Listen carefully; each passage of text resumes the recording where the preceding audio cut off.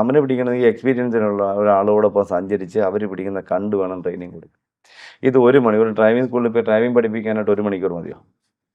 പോരാ. ഇത് 1 മണിക്കൂറുണ്ട്.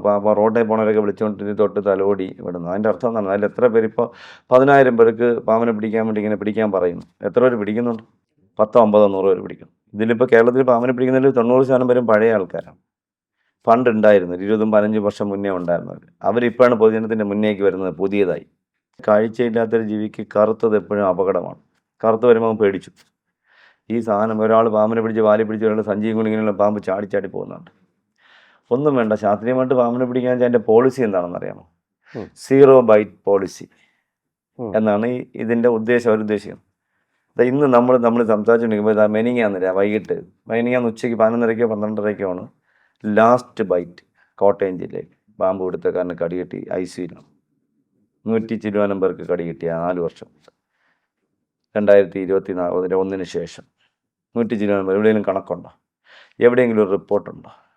പാമ്പ് പിടുത്തക്കാർക്ക് കടിയില്ല എന്ന് പറഞ്ഞ് ശാസ്ത്രീയത തുടങ്ങിയത്. ഏറ്റവും കൂടുതൽ കടി കിട്ടുന്നത് അവർക്കാണ്. എങ്ങനെ കിട്ടുന്നു?